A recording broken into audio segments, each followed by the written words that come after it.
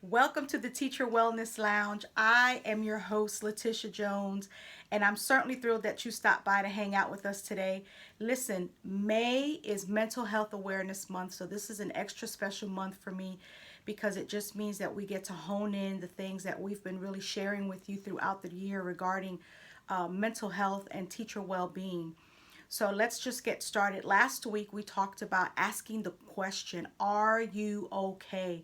And the reason why I believe in the power of questions is because it leads to a life of reflection, and a life of reflection really leads to a life of growth and change. And so this week will be no different. This week we'll be asking questions, important questions, because our topic today is how can we safeguard our mental health? Listen, our mental health and our well being at the end of the day is no one else's responsibility but our own. And so it is my hope that when we come together at the Teacher Wellness Lounge, it's all about empowering one another and sharing some best practices and tools for you to do exactly that. Become better at safeguarding your mental health, but really about prioritizing your well being and your self care. So here goes. Are you getting enough sleep? And I know we keep hearing this over and over again, but sleep is so important. And even if you are a person that thinks you function well on 5 hours of sleep, that may be good for you, but your organs really need rest. Your mind needs rest. So, are you sleeping well? The other question is, are you taking time out to spend time, quality time with family and friends? I mean, there's nothing like being together with family and friends. Hey, I'm on the heels of Mother's Day weekend celebration, and when I'm around my kids, and of course I have young adult children, but being around them is the best. They keep me in the loop. We laugh, I learn things, and sometimes they teach me things that I really didn't want to know, kind of like TMI moments, but it does something to me. And so I want to encourage you to ask the question, am I spending enough time with family and friends? Am I eating healthy?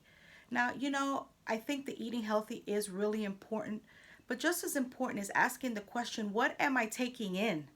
Not only in my eating habits, but in what am I watching? What am I listening to? What am I reading? Are these things adding value? But eating healthy and having a well balanced meal, we all know, leads to better mental health and just your body overall. So, that well being and that wellness is important and is very much attached to your eating habits. So, asking that question, am I moving enough? There's nothing like taking my dog Mateo to the park. I mean, he runs and runs and runs. And I'll tell you a little secret. I think we've both gotten the COVID-19, the pounds that is. And so he will run, run, run, and then take a break. And I think he's teaching me to do that too. I can move, move, move, and take a break, but it's important to move. And so, are you moving? And the other thing is, are you taking breaks? Are you ever curious if you've ever been to therapy, why a therapy's hour is really just 50 minutes? Well, I'll let you in on a little secret. The reason why it doesn't run an hour is because therapists, we normally take that 10 minutes to regroup before we transition into our next client. So taking breaks as teachers is also very important. And let me tell you something. Now I'm putting on my mama hat. Stop giving up your lunch break. Your lunchtime is the time that you are to be eating, refueling, chilling, letting your brain breathe. Stop giving it up for parent teacher conferences. Stop giving it up to chat with your principal at the last minute or a colleague. Make your breaks at work, especially those that are on your schedule, like your lunch break, make sure that you protect those. So see, asking these questions really moves us in the direction of how can we start implementing change? Where can I start? It's kind of like getting a baseline. So am I sleeping well? Am I spending time with family and friends? Am I eating healthy? Am I getting enough movement?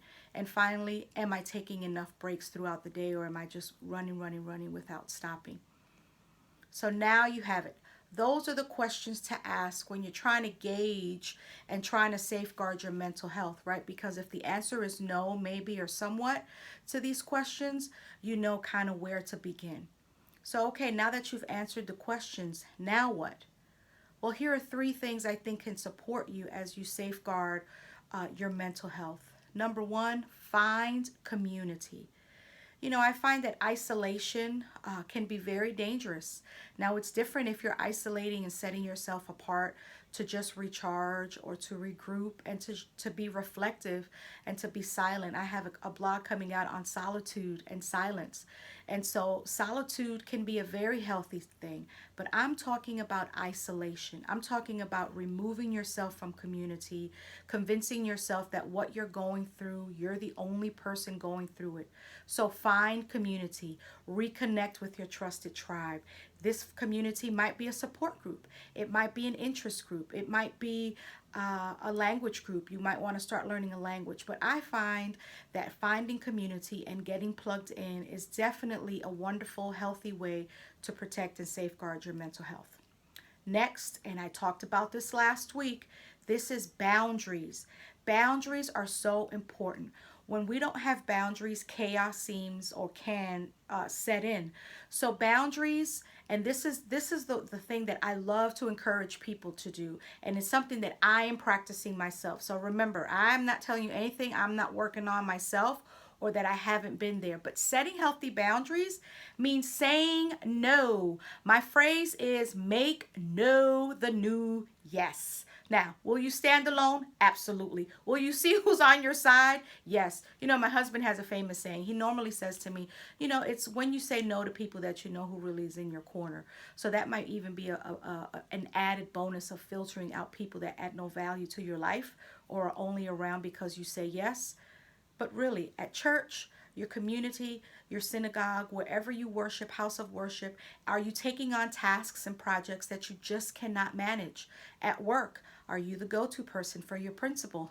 I know the feeling, but we have to learn to make no the new yes in order to safeguard our well being and our mental health. Now, you know, it's tradition. I normally highlight one of the things that's my favorite, and the boundaries was running first for a long time, but my new favorite is break up with perfectionism. Stop putting that extra pressure.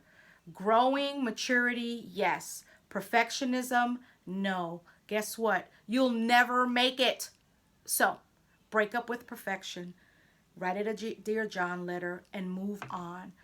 Part of growth is failure. And as long as you're failing forward, you don't have to worry about perfectionism.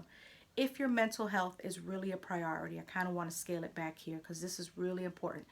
If you really are serious about safeguarding and protecting your mental health, I really want you to dig into this area of perfectionism.